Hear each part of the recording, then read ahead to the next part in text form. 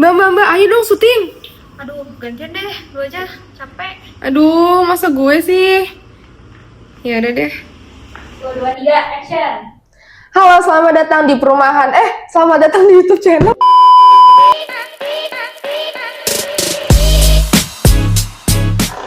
Selamat datang di YouTube channel Rumah Asri dengan aku Mesya, dan di sebelahku ada admin perumahan Sentul Indah Residen 2, Mbak Sarah. Apa kabar Mbak Sarah? Alhamdulillah baik Mbak Mesya. Mbak Mesya apa kabar? Alhamdulillah baik. Oke, kita langsung aja kali ya. Aku mau nanya-nanya nih Mbak Sarah, gimana proses pembelian di perumahan Sentul Indah Residen 2? Untuk proses pembeliannya itu kita paling cuman butuh booking fee aja ya, 1,5 juta. Oh, 1,5 juta? Murah banget ya, bookingnya cuma 1,5 juta aja. Itu Iya. ditransfernya ke bank apa nih? Kalau untuk booking fee itu kita langsung masuk ke rekening PT ya Kak. Oke. Jadi dari konsumen langsung ke rekening PT, 1,5 juta itu udah bisa sampai akad. Oke, terus untuk promonya apa aja di perumahan ini? Untuk promonya itu kita 1,5 juta itu udah sampai akad, free biaya KPR, terus juga ada plafon yang sudah terpasang, Oke. ada smart door lock-nya juga sudah terpasang, ada free 1 unit AC. Nah untuk unit AC-nya itu kita kasihnya unitnya aja Semua ya, tanpa unit? pasang. Semua unit berarti dapat AC? Dapat AC. Oke, terus ada apa lagi promonya? Untuk promonya itu kita ada juga untuk reward berkas ya. Reward berkas Oke. itu maksudnya kayak semisal konsumen bisa ngumpulin berkas dalam waktu maksimal 3 hari itu Oke. kita langsung dapat reward untuk konsumennya itu tapi nanti dikasihnya setelah akad. Oke, terus untuk step selanjutnya setelah booking apa nih Kak? Untuk booking kita kan butuh KTP NPWP ya setelah Iya. booking itu. Nah itu lanjut pay checking. Oke. Nah pas saat pay checking itu kita langsung pengisian SPR, Oke. tanda tangan SPR biasanya langsung. SPR itu apa sih Kak? SPR itu surat pemesanan rumah. Oke, berarti isi di dalam SPR itu isi data diri kita. Iya, data diri sama nomor HRD, kontak darurat biasanya itu langsung diisi. Terus untuk step selanjutnya setelah pengisian SPR apa nih? Setelah pengisian SPR itu biasanya langsung kita cek BI. Oke. Cek BI itu butuh KTP NPWP, Ya. paling butuh waktu selama 1 hari biasanya. Oh, cepet ya? Iya, kalau untuk hari kerja ya. Setelah cek BI-nya keluar, itu hasilnya nanti gimana? Kalau misal BI checkingnya bagus, itu dia lancar, hutangnya banyak tapi dia lancar, itu kita bisa langsung lanjut proses. Kalau misalnya cek BI-nya jelek gimana tuh Kak? Masih bisa diproses atau enggak? Kalau semisal BI checkingnya jelek, itu kita paling lihat dulu ya. Kalau semisal BI checkingnya jeleknya itu di call 50 buku, itu kita nggak bisa lanjut proses. Oh gitu. Itu langsung pengembalian dipotong biaya admin 550 dari 1.500.000 itu. Oke. Setelah BI checking lolos, step selanjutnya apa nih Kak? Setelah BI checking lolos itu kita langsung pengejaran berkas. Oke, pengejalan berkas. Berkas apa aja nih yang harus dikumpulin untuk proses selanjutnya?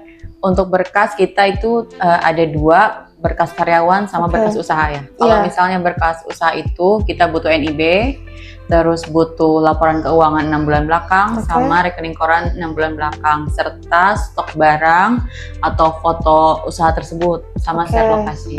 Kalau untuk berkas karyawan itu kita butuhnya surat keterangan kerja, atau misalnya dia masih kontrak minimal sudah 2 tahun kontrak ya Kak.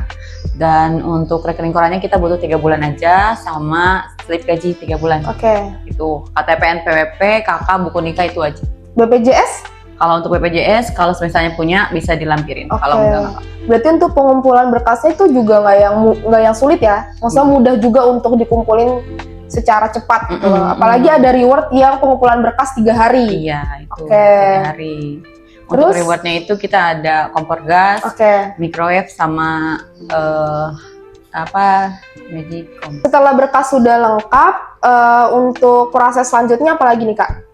Kalau berkas sudah lengkap, nanti kita langsung kirim ke pusat untuk berkasnya. Karena di tim pusat itu kita ada untuk screening berkas ya, biar bisa pusatnya masuk. nih kan pusat di banknya atau di developernya? Di developernya. Oh, berarti ke developer dulu ya? Ke developer dulu. Kita punya tim untuk screening berkas agar nanti masuk ke bank itu berkas sudah matang gitu. Jadi udah lebih gampang untuk.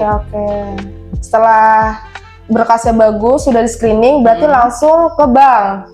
Nah, dari pusat, misal berkasnya udah bagus, udah screening dan udah oke, ya itu langsung ke bank. Nah, bank apa aja nih yang kerja sama perumahan ini? Kalau untuk bank kita banyak sih pakai BTN, BTNS, BJBS, sama BNI.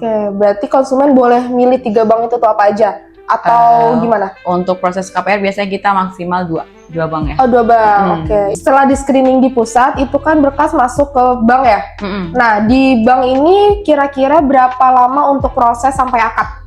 Kalau untuk di bank itu juga tergantung sama berkasnya ya. Oke. Kalau berkasnya emang benar-benar bagus dan kontak daruratnya gampang dihubungi, konsumen juga gampang dihubungi, itu biasanya 2 sampai 1 minggu juga udah bisa gitu. langsung. Berarti konsumen juga harus standby ya kalau seandainya berkasnya sudah masuk ke bank. Nanti pas masuk bank juga kita udah langsung komunikasi ke konsumen sih, misalnya berkasnya udah di bank ya, standby untuk pegang HP atau apa gitu.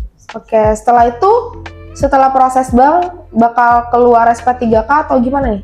Ya, nanti semisal proses bank dia cuma seminggu atau 2 hari gitu, itu langsung ada kabar SP3, bisa langsung dijadwalin akad. Oke, berarti kalau seandainya berkasnya bagus, itu nggak nyampe seminggu ya? Itu udah keluar SP3K? Iya, waktu itu pernah ada yang sampai 2 hari. Oh, cepet juga ya berarti ya?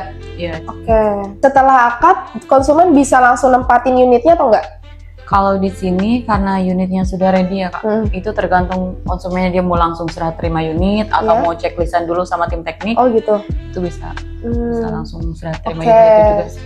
Berarti cepet juga ya proses pembelian di sini dari proses booking sampai proses akad. Untuk pembelian di perumahan Sentul Indah Residen 2 ini sertifikatnya gimana Kak? Kalau untuk sertifikat itu kita udah pecah per unit ya, coupling kita udah pecah. Udah bisa langsung juga ditingkatin ke SAM. Oh gitu. Nanti setelah akad biasanya langsung ditanya sama pihak notaris. Oke nih Mbak Sarah, apa sih yang bikin pengajuan KPR ditolak sama bank? Kalau untuk pengajuan KPR yang ditolak bank itu biasanya dari konsumen tersebut. Jadi Kenapa kayak misal kontak daruratnya susah dihubungi, HRD-nya juga susah dihubungi, konsumennya juga susah dihubungi, itu biasanya langsung di reject. Berarti harus standby gitu ya? Karena bank itu mikirnya, wah ini orang berarti nggak serius buat ngambil rumah. Gitu, biasanya kayak gitu sih. Terus juga dari biasanya rekening koran palsu. Itu hindari banget rekening koran palsu ya guys ya, kalau untuk misalnya mau ngambil rumah. Kayak gitu sih. Itu aja biasanya yang di reject. Oke Mbak Sarah, terakhir boleh nih tipsnya untuk yang lagi cari rumah biar cepet di-approve sama bank? Kalau untuk tip dari aku ya, hindari yang namanya pay letter sama pinjol Kak. Apalagi yang muda-muda tuh banyak banget zaman sekarang yang pinjol. Iya, karena itu ngaruh banget B checking. Misal dia telat cuman kayak beberapa hari, terus utangnya itu cuma 50.000, itu kan sayang banget ya. Nah selain itu untuk kontak darurat yang tertera di SPR dan HRD itu usahakan untuk standby ya pada saat verifikasi dari bank. Berarti harus standby terus ya? Standby terus, sama konsumennya juga harus standby terus pada saat verifikasi nanti. Oke, baik Mbak Sarah, terima kasih. Sama-sama. Terus? Udah. Nah, tadi Mbak Mesya udah ngobrol-ngobrol nih sama admin proyek Sentul Indah Residen 2, Mbak Sarah. Untuk informasi lainnya tentang perumahan Sentul Indah Residen 2, kalian bisa langsung hubungi nomor yang tertera di description box atau bisa juga cek website kita di rumahasri.id. Jangan lupa like, subscribe, dan share video ini. Sampai ketemu di video berikutnya. Bye-bye!